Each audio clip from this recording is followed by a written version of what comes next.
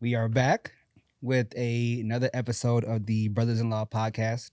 I am your humble host, Imani. I got my boy Conrad here today, and we are joined by some very special guests. We have Gina, we have Falon. I hope you guys are excited for an episode today. We hope to introduce some new concepts, some new topics, some new ideas that you may not have known or may not have had a in-depth idea about. But yes, welcome. Thank you. How Thank are you all you. doing so far today? Doing great. I'm glad to be here with you. Happy to see another day. Happy to talk to my brothers-in-law. Yes, yes. Survived an earthquake. We here, we're still here. We out here, the Harlem Shake. The earth. Harlem Shake is crazy. That's crazy. Wow. All right, so I don't want to waste too much time. I want to do some introductions. For those who are tuning in for the very first time, the Brothers-in-Law podcast is a podcast where we are trying to just make legal information that we have been privy to and learned in our years of doing this work and package it in a way that's digestible and accessible to those who need to hear it, to those who are most impacted. So each episode, we try to introduce something new, and we hope that you learn a little something from today's episode. A brief introduction to our guests here today. They're more than friends, family. We all started working together 6 years ago. Wow. We owe y'all. We used to really owe it. Some old heads. We all started working together in the same practice, in the criminal defense practice. And like, it's so cool to see where we're at now because we're still in the same office, but we are all in different roles. like sub-world, subcategories in the office. So I want to just do a brief intro to the two of you. I would like to know what made you want to become a public defender and maybe why New York. And then we can dive a little deeper after that. Whoever wants to go first can answer that. You want me to start? Sure. Thank you again for having us on. Of course. It means a lot to be able to share this space with y'all, especially because we have been doing this work together for so long and because I honestly would not have been able to be sustained in it without the support of my friends and my colleagues. So thank you. Why public defense for me? I always knew that I wanted to work in a way that ensured that I was protecting and promoting Black liberation, Black freedom. And so we talk about social justice, but for me, that very, very specifically meant advancing, making this world and this country especially a better place for Black people to be able to exist and thrive. And so I knew I wanted to enter the legal profession because that's what my father did. He was a lawyer. OG? An OG. OG. Still to this day. Still to this day is a practicing attorney. And he was always very much, he's a black man. And he did it because he wanted to devote himself to his community and his people. And so for me, I knew that I wanted to work in criminal legal abolition, impact the system in a way so that we were minimizing its effect on Black and brown people. And so my entry point was public defense because I felt like I really needed to learn how the system operated, get a very good understanding of the inner workings so that I could get in there and F shit up. I don't know if I'm allowed to clear, but fuck shit up. So that's why I wanted to start out as a public defender, and New York is home.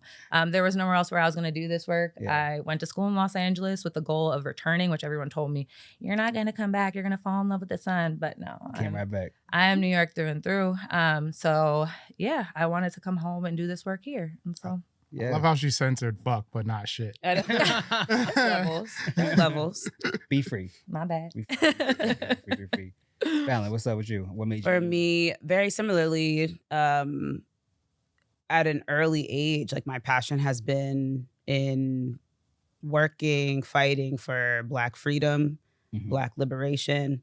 I think the biggest way that our people are oppressed or even just surveilled, restrained, just not let to live freely are through the legal system and through police. I saw that firsthand at an early age. I continued to see that throughout my education, and then going to law school really focused in on racial justice and racial justice in the lens of criminal law. And I think like working as a public defender is interesting because I am an abolitionist. I believe in abolition, but working as a public defender, I'm not doing abolitionist work every day. But what I am doing is, I hope, like my goal is making it harder for the state to oppress my clients, my people, my community. Right. So that is why I do the work. I think, you know, for me, it's like the best parts of the job are talking to my clients, getting to know them, and standing with them to say, yo, y'all did something that was really fucked up and wildly illegal to this person. Right. It's unfortunate that it happens in a situation where someone's liberty often is on the line. Right. But being motivated by the quest for Black freedom, Black liberation is what brought me here. And I think like it's a special job to have. I talk a lot of shit most days, and for me that works. And I think it works in a way that, you know, allows me to advocate on behalf of my clients and my community. I like that. Love that. Yeah. So question. So that's what led you both to deciding to be public defenders. Conrad and I spoke about this during our first episode, but I'm gonna give you a loaded question, and then you can answer whichever way you want to answer. What are some of the most like salient challenges that you've experienced as public defenders? And I want to know particularly what it's like being a woman in public defense, because I know you experience things that we don't experience. There are certain considerations that you have to consider that we don't have to consider, whether it be, you know, representing someone accused of domestic violence, whether it be dealing with clients who are sexist and inappropriate towards us. So what are some challenges and experiences that you've had being women in this field? And I guess I want to say, like, we don't have to cabinet to just clients, because I'm sure there are other like gender-based violence that you experience, not just from clients, but other people in the workspace. So, you know, Judges, prosecutors. Yeah. Pretty open question. Yeah. And if you don't mind, that's exactly what I was thinking, was like, you know, we exist as Black women in the world. It's not just coming from clients that we're getting spoken to inappropriately. It's not just clients. And I guess for me, that's not the hardest part. Like, we could talk about why members of our community speak to us in a way that is disrespectful, or, you know, why some of my male clients speak to me in disrespectful ways or have made comments. We could talk about that.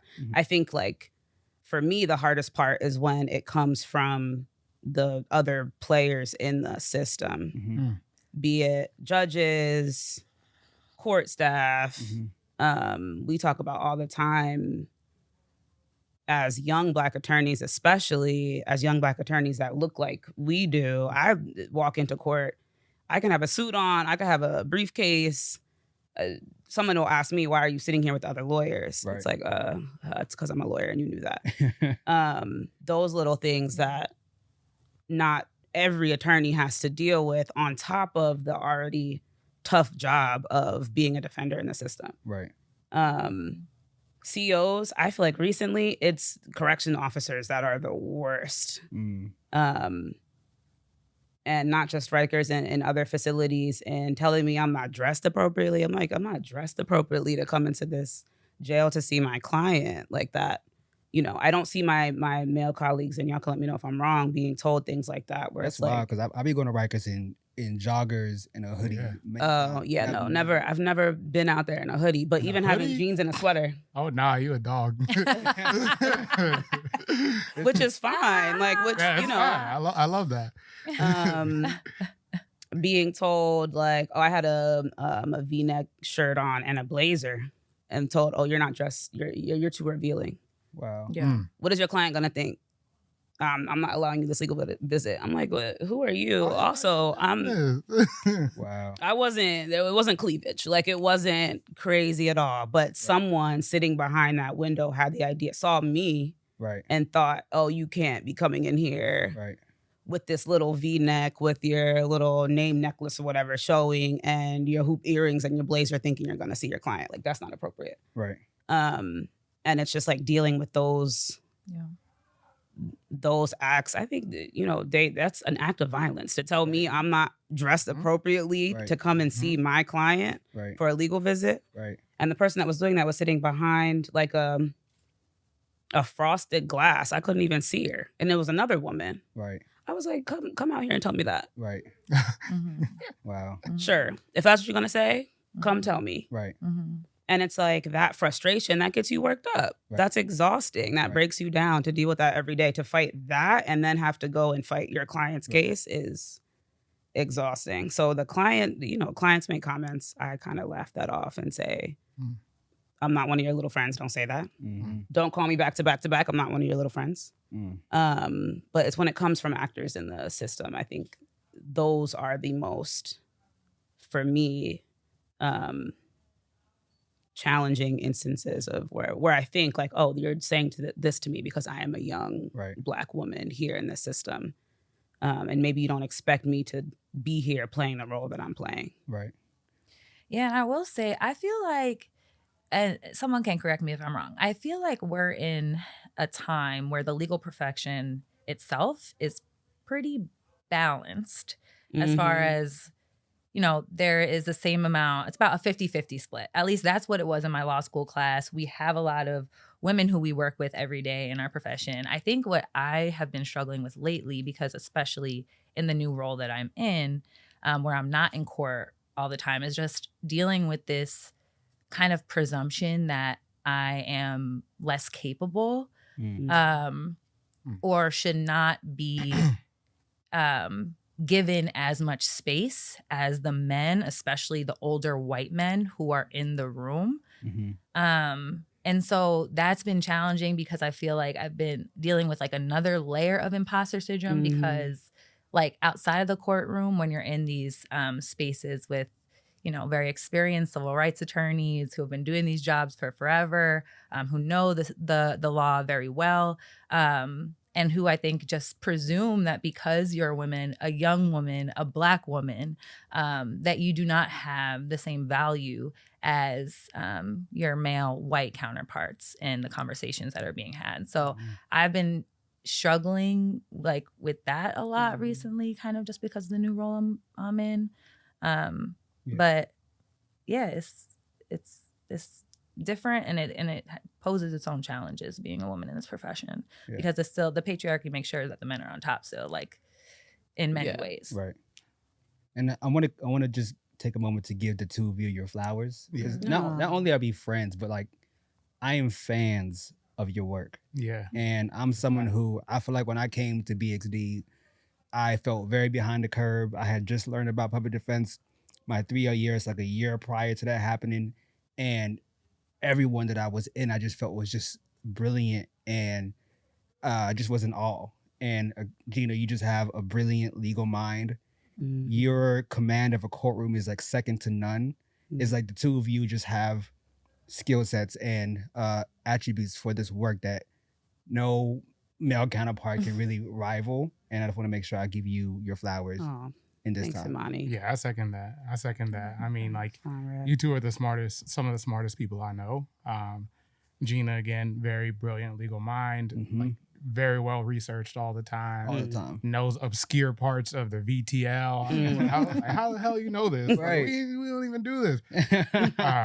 And Falon just like has a way with words and a way with people, especially, that allows her to be such a damn good public defender. That like, it's just like the unspoken rules. Like you can tap into like people's emotions and what people are thinking in a way that other people can't. And that makes you great. Like one of the best like taglines from a defense theory ever, Man, bro. what? No blood on Benny, No bro. blood on Come Benny on. is crazy. Come on, bro. Fire. Not guilty. Not guilty. Imani, so I had a question, because like in both of their answers to that question, I heard something, right? I heard Black woman, right? And it feels like that intersectionality was something like that wasn't divorced in what they were talking about. And so I kind of wanted to like ask about that. Like, you know, can you talk about the difference between being a Black woman in the field and a white woman in the field, or a non-Black woman in the field? Do you see that difference? What is that like? Good question.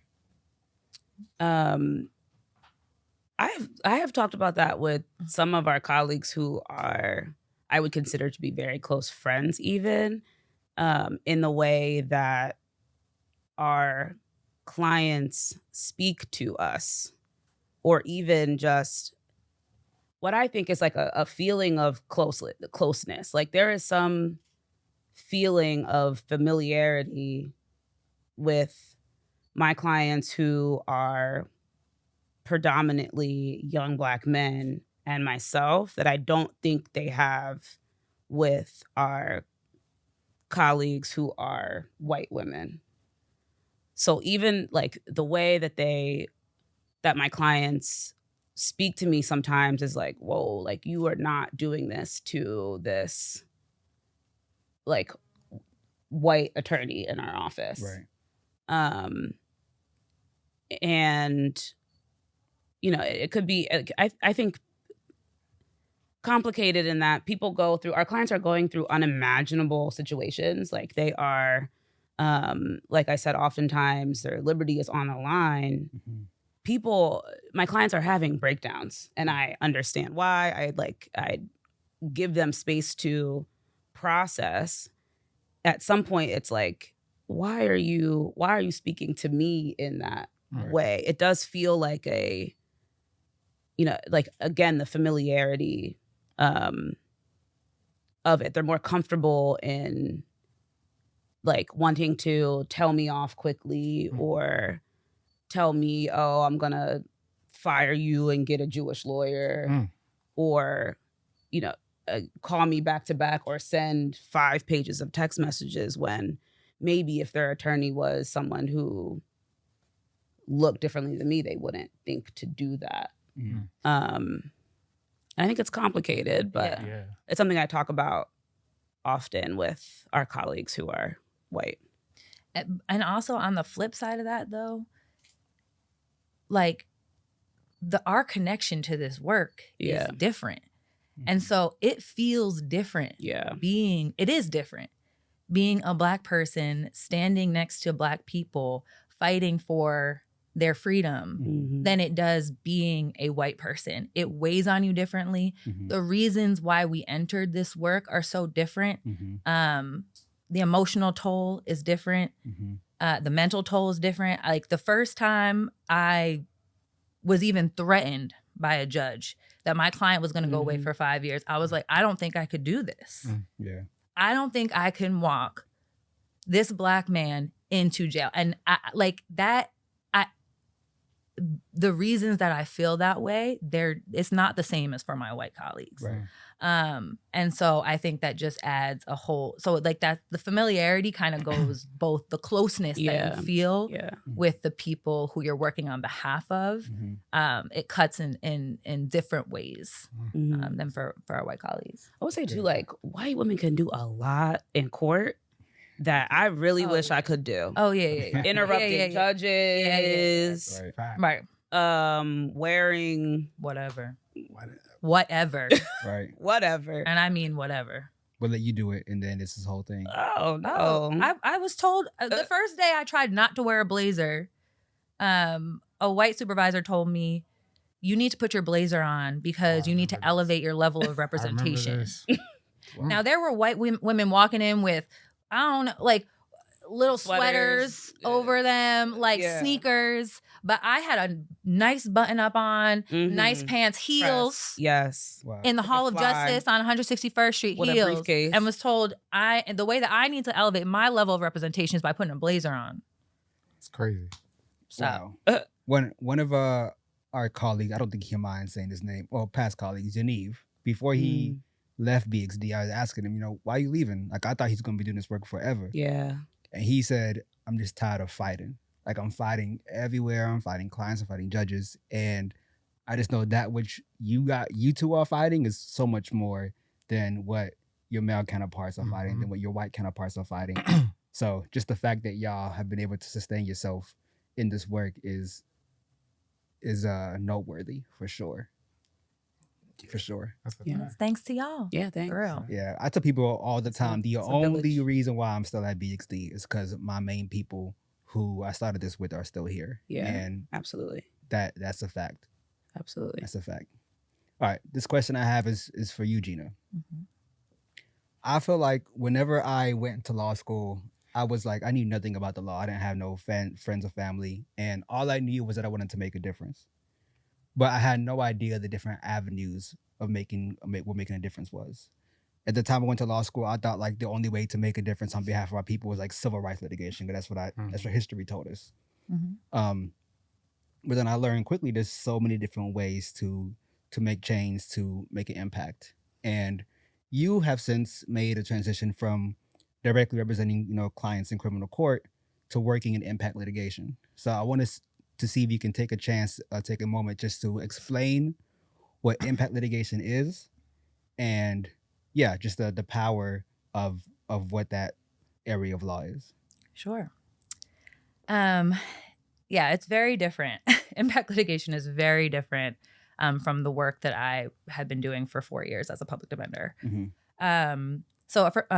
Impact litigation is using affirmative litigation Mm-hmm. to establish, protect, assert your client's rights and freedoms. And that's usually done in response to some sort of widespread inequity or injustice Mm-hmm. that our clients are facing. Mm-hmm. And so where I practice, we work in a holistic office. Mm-hmm. So that means I am working on cases from all different practice areas. We take on cases in the criminal practice where usually the police are the ones engaging in those rights violations, or the prosecutors or the court in some way. Mm-hmm. In family court, that means we're challenging usually ACS policies. Immigration, of course, immigration detention, different types of issues that come up in that context. Mm-hmm. But again, the goal is to kind of make system level change Mm-hmm. as opposed to working on the individual level. Mm-hmm. Can you give me an example of like what that looks like in a particular type of case? Yes. And can you explain what the word litigation means? Because I feel like that's a big word that some people might not know. Yeah. Litigation means bringing a lawsuit, most traditionally. Mm-hmm. But there are different ways that you can use litigation as a tool even before you file a lawsuit, right? So like even the threat of litigation can sometimes bring about really important change. And the important part, I think, about the way that impact litigators need to think of themselves is that we are really kind of supposed to be a very small part of we're just a tool, right, for the communities who are actually harmed by these systemic violations. And so we need to be working in collaboration with community members, in collaboration with policymakers, to be sure that we are creating reforms in ways that are not actually harmful to the rights that we're trying to advance. Mm-hmm. So yeah, it's entirely different. Being able to be on the offensive, you get to think really strategically about why a particular case matters. You get to spend a lot of time building that litigation in ways that is really interesting and unique, and is so different than being a public defender where you're just responding oftentimes you're responding to the case that the prosecution has brought against your client. So it's just a completely different way to litigate when you're able to like think on the macro level strategically with community members to build these cases. I think you asked me an example of a case. Mm-hmm. Just an example of impact litigation lawsuit. Sure. So oftentimes they're done kind of as a class. So like there's a class of people who you bring together to file like a class action lawsuit. I would say one of really, a case that most people know is the stop and frisk case, right? So that was a case where class members challenged the NYPD's use of stop and frisk. It was executed in a racially biased way. And so that lawsuit helped to change the landscape of policing. Not enough. That litigation is now 10 years old, but that's an example of a case that has a really large impact and it created system level change to challenge the rights violations of individuals on the ground. So is this correct to say, so an example of a successful impact litigation lawsuit would be to deem certain actions unconstitutional? That's one way. Okay. Yes. That is one way to do it, but it's also to enforce laws, right? So another really good example is the NYPD was holding on to people's property. They were collecting people's property as arrest evidence, and they were not following the law. They weren't following due process and making sure that people were getting their property back in a constitutional manner. There were laws that were on the books, but we had to make sure that they were enforced, that the NYPD was following those laws. And so you can bring different types of enforcement actions as well. Which, yeah. That's dope. And I want to give a shout out to our Impact Lit practice because they also inform the policy practice as well on certain matters. So like recently we were working on a bill that was meant to stop solitary confinement in the city jails, right? But the bill really didn't have in there the right for people to sue the city individually if their rights were violated, right? And so, I was able to speak with the Impact Lit practice, and they kind of talked me through a way to get that right into the bill without having to like kill the bill by adding it explicitly. And like, it's just things like that, the little under the table things that Impact Lit is so helpful for, because like now that can help people in the future because they can probably get money from the city from what they experience. So yeah, shout out to them. Let's go. Thanks. Falon, this next one's for you. So Conrad and I, as people in the CDP practice alongside you, the way we normally get clients is through arraignments. And I take a little moment to explain what that is. But for those who don't know, when you get arrested, you go to the precinct. They process you mostly and then bring you to bookings. And then once you get booked, you end up seeing the judge. And the judge will give you your formal charges and then decide to release you, not to release you, or determine your release conditions. That's how most of us in the criminal defense practice get our clients, is meeting them during the arraignment process and getting assigned them during the arraignment process. You have been working a part of what's called our early defense practice in where we work at. Can you describe what it means to do that and what your work and experience is like? Yes. So I work as an attorney in the early defense practice, wherein people can call into the office and request an attorney for the pre-arraignment or pre-arrest advocacy. So what that looks like. Most calls come in from someone who will say, the police with the warrant squad came to my house early this morning looking for me. I wasn't home. My girl was home. A detective left a card and said, they're looking for me. That person will call the office and say, I need a lawyer. Something is going on. Gotcha. Other situations could be, I saw my picture on the news, or I saw a wanted flyer hanging in the subway. A parent will call in, or a family member will call in and say, my loved one's in the hospital, but they're in handcuffs and there's police officers there. And they say, I can't even go see them because they're under arrest, but they don't have a lawyer. In those situations, our office, and there are a few offices in the city too that will offer early defense, will give that person an attorney to both contact the police and find out what are you looking for this person for, find out if they do have a desire to arrest that person. If they have probable cause, the police is looking to just make the arrest. They're not usually looking to talk to someone about it. They're not usually looking to say, oh, I just want to hear what you're going to say about it. They're usually trying to make an arrest. So in those situations, we will contact the police if we're able to take the case, which we try to do, and tell them this person is represented. We will invoke their right to silence their right to an attorney and tell them they're not going to speak to you without a lawyer present. So don't call that person anymore. Call me if you want to talk about it. So the day-to-day of that is arranging then, well, I should back up. When people are wanted by the police, it's usually because there is probable cause to arrest them. So my counseling of clients is usually like, what do you want to do? I have found out the arrest charge for you. Let's say you are in a fight with someone, they call the police. Now the police are looking for you. They have probable cause to arrest you. Would you like to surrender yourself to the precinct, turn yourself in to be arrested, and then go through that bookings and then arraignment process with representation from our office? Or, are you going to choose to not surrender yourself and then sort of see what happens? The see what happens is usually the police finding you out in public or at your place of work or coming to your door at 4:00 in the morning when everyone's sleeping. Right. Unfortunately, when the NYPD wants to make an arrest, they're going to make an arrest. So I usually tell clients it's not really if I get arrested, but when.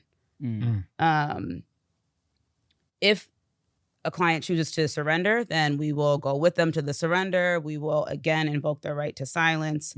And I think that is the biggest part, like the biggest benefit to having early pre-arrest advocacy is that we're able to prevent people from making any sort of statements to the police. The Miranda statement is anything you say can and will be used against you. It's like, that is true. Like everything that you say, they will use against you. Sure. So my biggest pitch to people that call in, to community members in general, if the police are looking to talk to you, tell them no. Right. And tell them, I have a lawyer. Right. If you've been arrested, you should say, I want a lawyer, period. Right. I'm not answering any of your questions. They ask you, do you want water? Say, no, I want a lawyer. Right. And why? Why is that so important? In the precinct, after you've been arrested, the police are just trying to collect evidence to be used against you most often. Right. So they will ask you, do you want water? They'll give you a cup of water. Maybe they'll ask you, do you want a cigarette? They'll bring you a cigarette. They're going to try to collect your DNA from the cup of water, from the bottle, from the cigarette. Right. So if you got caught with a gun and they want to compare your DNA to the DNA on the gun, they'll go to that cigarette, they'll go to that bottle of water and collect your DNA. Exactly. The police are not trying to make you comfortable. It's always what I say to my clients when they're like going to surrender. Don't take water from them. Don't take a cigarette from them. Why do you think they are just trying to help you relax with the cigarette? Right. Don't talk to them. Put your head down. I will see you when you get to arraignments and we can talk then. Right. I think a lot of people it's a very oppressive, pressure-filled situation to be in. So a lot of people will sit in a precinct and identify themselves in a surveillance video still, or say, oh, I do know that address. That's where my mother lives. Or like, oh no, I did drive that person over there. And it's like little things like that. You've then given the police your identity, your motive, your everything. Now you said, yes, that is me at the time and place that you said somebody was shot. Just say lawyer. Just say lawyer. And just say lawyer. It's important to say that because you're working with a system who wants to oppress you, right? There's a Supreme Court case where a person said, I want a lawyer, dog. And you know what the Supreme Court said? He asked for a lawyer, dog. Like the animal dog. He didn't ask for a lawyer. So it's important to be very careful with that word. I want a lawyer. That's it. Period. Gina, you gonna say something? I just want to say the police are also allowed to lie to you. They will say a lot of things to make you think that they're on your side, or that if you say this specific thing, then you'll get off the hook. Right. Do not fall into that trap. Do not say anything. They are not your friend. They are trying at every moment in time to build the strongest case against you as possible. Yeah. Period. Period. Point blank. Yeah. Even to your point about the process of getting you arrested, I've had so many clients where a detective will leave a card, will call them, hey, I just have a question for you. Exactly like I just have a question for you. They would text Mhm. them, hey, do you have time? I got questions for you. You can come to the precinct. The entire time, they're trying to arrest you. They already have probable cause, and their intention is to arrest you the moment that they see you. Yeah. But they're telling you that they just have questions for you. Mhm. They just want to speak to you. Mhm. And I've had so many clients who get arrested during that process. So it just highlights how important it is to be connected with early defense so that they can know and see these things before that happens, so they can get ahead of asserting their rights before they get trapped by the police. If 12 wants to talk to you, there's a reason they want to talk to you. They're not calling you to be like, yo, just come chat with me. No. Nah, they got something and they need you to verify something for them. So like, please just contact an attorney if that is ever the case. Right. Mhm. Yes. Call Falon. Yes. It's really busy. So if I was a random person that they wanted to question, I never had a lawyer before. I Mhm. get a contact. They call me. Yeah. I just say I need a lawyer, hang up, and then I call VXD hotline. Like, how do I? Yeah. Wait, so and Brittany's question was, he gets a call from the police saying she wants to talk to the police wants to talk to her. What should she do? Should she just call a hotline? Should she go and talk to them? What's the suggestion? yes, our office takes cases that will be prosecuted in the Bronx. So if we can't take the case, we would direct someone to an office for pre-arraignment, pre-arrest assistance. I think my general advice is if the police want to talk to you, call a public defender office in your area. If you're in the Bronx, call our office. If you are in Brooklyn, call a public defender office in Brooklyn. Mm-hmm. Call the Legal Aid Society. Like Google public defender in your city and call that number. Right. They will be able to point you in the right direction. Right. And you, even if you have never been connected to a lawyer before, Right. you should tell them, I am not going to talk to you without my lawyer. Right.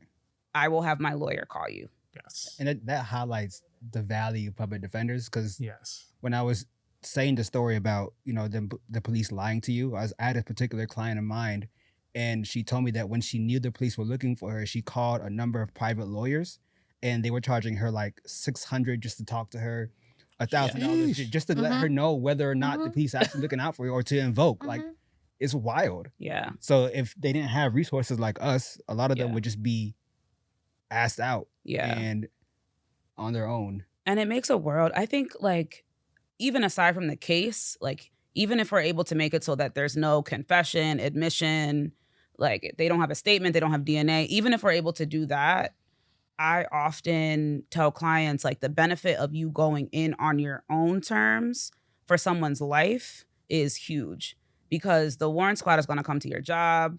Then what are you going to do? You get arrested at your job. What are you going to do if you get arrested on your way to pick up your kids from school? Right. Yeah. Then you've opened up a whole nother can of worms where your child is there at school with nobody to pick them up. Right. ACS ACS might get called now. might get called Like an now. ACS case. Right. What are you going to do if you get the police try to pull you over, you get arrested out of your car? What if, arrests are violent. We Yes. know the NYPD is Yes. violent. Right. Mm-hmm. So to avoid situations where the police are now, let's say, at your door pulling you out of your building, or you're arrested in the middle of the night somewhere, I usually tell clients, pick the day that works best for you, get yourself in order. We can start thinking about bail money if we think that's going to be a concern with the case. Mm-hmm. And then they're able to sort of take control of at least the moment that they choose to go in. Gotcha. And it could look good for things like bail, Yeah. right? The fact Right. that you voluntarily walked into the precinct and Yeah. said, I'm here Yeah. to face whatever Absolutely. charges or crime you're saying that I did. Yeah. Then we could use that in a bail argument to say, look, this person isn't trying to run away. They're Right. not trying to go anywhere. Right. They're willing to, Exactly. Right. Exactly. take accountability or whatever. Don't use that. Yeah, not a flight risk. Yeah. Not a If I flight turn risk. myself into the police, I'm Yeah. coming back to court. What you Right. mean? Yeah. I knew I was getting arrested. What you talking about? I think one of our next episodes, I would love to have you back for this. I want to talk about the arraignment process altogether Mhm. and bail and release conditions. I think that could be a whole Mm-hmm. Yeah. its own informative Definitely. thing to talk about. Fuck bail. Can I say that? Yes, say it. Yeah. Fuck Like Bail. Fuck pre-trial bail. detention. Fuck bail. Bail. All right, Like, all of it. while we're on it, let's talk about it loosely. Like Mhm. why fuck bail? Um, What is bail? bail. Okay, what is bail? I won't just say ransom, but What it is. what is bail? after you have been charged, if you've been charged with a list of crimes that are determined to be bail eligible, or if there are other reasons that the law allows the judge to set bail on your case, it is money in cash or a credit card or a bond amount that is put on your case that you have to pay in order to be released while you are still fighting your case, while the case is open. So let's say you get pulled over, there's a gun in your car, you go through bookings, you meet your lawyer, you see the judge will be thinking, how much bail should I put on this person's case to ensure that they will return to court to fight their case. I think the most bogus part of it to me is like, people are going to come back to court to fight their case. And we know that. Right. People do overwhelmingly come to their court dates when they are released. Right. Especially when they're facing things like, I had a gun in my car. Right. Especially when it is serious charges. Right. But the system is kind of, I don't know, arranged itself to argue Capitalism. that, capitalism. The capitalism racism combination is allowed now to say, actually, I don't think you can be trusted to return to court. So unless someone posts $100,000 cash or 10% of that in a bond amount, then you're going to be at Rikers Island and we'll let the Department of Corrections bring you to court. But the gag is, if you have $100,000, you could probably use some money and go somewhere else, right? A lot of people who can't afford the bail are actually people who don't have anywhere else to go. Exactly. So they're going to be the ones to come back to court. Exactly. That's why the system is ridiculous. A system where freedom is predicated on money is ridiculous. Exactly. And you haven't been found guilty of anything, right? You've pled not guilty. You said, I'm not guilty of this. I'm going to fight my case. Right. Literally. Which I think one of the most famous cases about that is the Khalif Browder case. Yeah. He was like in Rikers, I think, was it 3 years? Yeah. I think it was attempted robbery, something like that. Over a backpack. Yeah. And he was in Rikers for 3 years, all because he couldn't post bail. I forgot how much it was, but it wasn't a large amount. Very small. It was a very small amount. And he was there for 3 years, and the trauma of being at Rikers caused him to committing suicide shortly being after released. And the judge in that case is now the head DA of the Bronx. And the case got dismissed. Yeah. Yeah. Yes. Wow. Forgot that. Never forget. Fact. Yeah. Never forget. All right. So I want us to wrap up a little bit, and I want us to wrap up maybe by sharing some words of wisdom. And I can go first because I had arraignments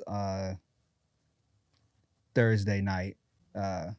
Conrad and I had an episode talking about orders of protection a while ago, and I kind of want to revisit that real quick because I think there's one aspect of it that we didn't address. And it's the circumstance where two people get orders of protection against each other and they live together. So I had a situation where a married couple, had gotten into a fight. It was two men, and my client called the police. The police come, and the police arrest the both of them.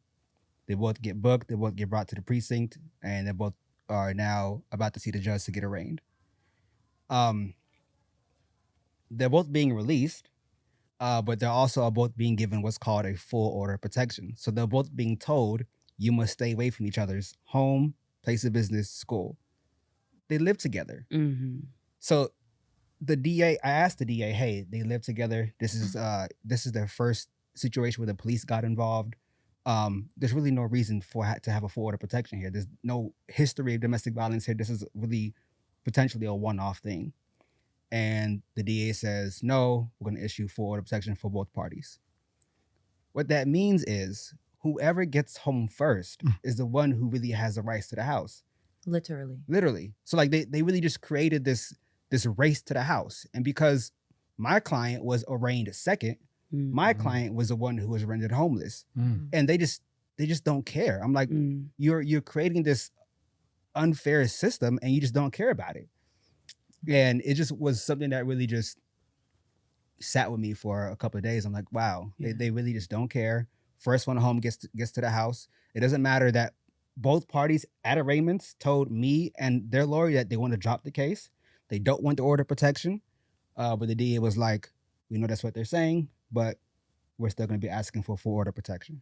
And like now our only recourse is a hearing, which could maintain the status quo and maintain that they can't have any contact with each other, or at best maybe get the case dismissed. But now for the past couple of days, my client has been homeless from his home when his husband wants him home, and there's just nothing that we can do about it.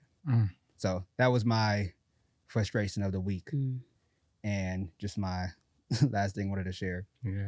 But yeah, what's some wisdom or an experience or a story or anything y'all want to just leave the people with? I mean, I could take the next one. So I had a hearing this week, and a hearing is just like it's kind of like a mini trial. Where What kind of hearing did you have?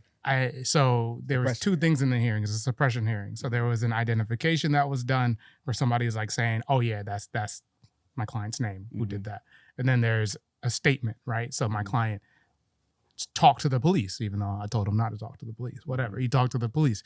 And so the hearing was about trying to tell the judge that these two things shouldn't be used in the trial against him because the police did something wrong to get both of those things, right? And here's what pissed me off about what happened, right? So for the ID procedure, which is like the proceeding in which somebody pointed out my client, the officer was texting back and forth with the witness who said, that's my client there, right? And those text messages, the officers got on the stand and they testified and said, oh, we lost them. Don't have those text messages anymore, right? So I can't do my job in effectively cross-examining these cops or like asking them questions about what was going on in these text messages because they lost them, right? And so I was trying to ask the judge, like, hey, there should be a punishment for the officers losing this. Judge, you should consider the fact that there was probably something important in those text messages that wasn't good for the prosecution. And those are lost. And I can't do anything about it. So, and the legal term for that is an adverse inference, right? I was trying not to use a legal term. It's okay. I asked the judge to take an adverse inference and do something about it, and he did nothing. You know, what also was lost was what we call the radio runs. And what the radio runs are is, you know, the police communicate back and forth over their radio bulletin saying, you know, there's a dispatcher saying, crime happened at this area, this time, here's a description of the person, yada, yada, yada, right? And so like the whole reason that we're here, the whole reason my client got arrested is because the police responded to the scene of an incident based on some information they got, right? And that radio run would talk about that information they got, right? And those radio runs were lost or destroyed too, right? The police lost them. They didn't save them. Lost, right? It didn't save them. So again, I asked the judge to take a negative inference for that. Like, hey, you know, those radio runs probably contain something important in there about why the police came to the scene. And because they're lost, you should take an adverse inference and say that would have been helpful to me and hurtful to the prosecution, whatever information was in there. And, you know, the judge said again, nah, it's okay. You know, we'll just go ahead. So here I am stuck. I can't do my job because two of the most important pieces of evidence for this hearing are now lost or destroyed. And I can't talk to the cops about what was going on in them because the cops are just going to say, I don't remember. So long ago, I don't remember. I don't have it anymore. Wow. So, you know, it's just completely unfair to my client that I'm not able to do my job because the police lost important pieces of evidence. And the judge is supposed to be there to do something about that, right? Our discovery laws say that when that happens, something needs to happen to punish the police for doing that. And the judge just did not do his job in that scenario. He did end up keeping the statement out anyway. Yeah, he did. Don't just gloss over that. Congrats on getting the statement suppressed. Appreciate that. Which meant that we said don't say things because it will be used against you. Conrad is making sure that this statement is not used against him. But that should show you how fucked up everything was in this case, right? That should show you how terrible of a job the police did. That even without me being able to question them about these important pieces of evidence, that I was able to show the judge how fucked up it was, and he kept it out. So that was my experience. It pissed me off, even though like we won. It's just our wins don't feel that great when things like that happen. Right.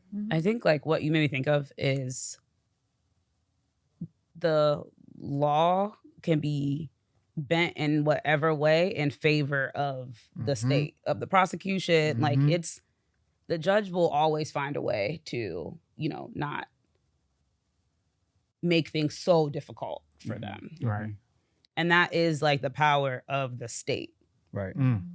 So that made me think, like, why my gem to leave everyone with is do what you can do to protect your rights. Like the judge in Conrad's case was not going to go so far to protect his client's right because it was going to harm the prosecution's case. Right.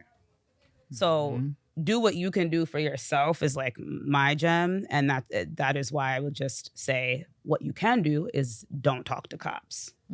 Don't talk to police officers. Don't talk to ACS without talking to an attorney. And if you are in a situation where you're placed under arrest or an officer is calling you and saying they just want to talk to you, remember to tell them, I do not want to talk to you. I want a lawyer. And that's it. Don't try to talk yourself out of it. Don't try to, don't be nice. Do not Don't do it. talk to cops. Don't do it. And Gina, before you go to that point, most judges in the Bronx are former prosecutors. So there's, although their job is to be impartial, they have their frame of reference is still going to be prosecution work. Right. So that's going to come out and manifest itself in ways that's partial to the prosecution. And they don't think highly of our clients. Right. Like they're not. They don't look at our clients and see like, oh, this is just a member of the community. They've been prosecuting them for the past 10 years. Right. They became judges. Right. So they think the worst. Often, I think for most judges, they think the worst of our clients already. So they're going to do whatever they can to help the prosecution's case, even if they're not saying that. Right. Just sitting here listening to y'all, it kind of makes me emotional. Just like taking a step back, the passion and intelligence and heart that you all bring to this work is so important. And it just made me think, Black public defenders are so important. Like it is so important that we are doing this work, on behalf of our community.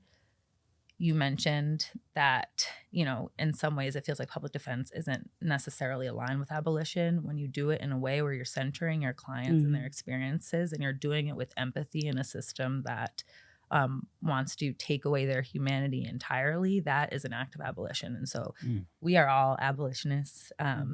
And Black public defenders matter. Thank you. We do. Thank you. All right. So unfortunately, we have come to the end of another episode. I want to thank Gina and Falon once again for coming, and hope to have you again.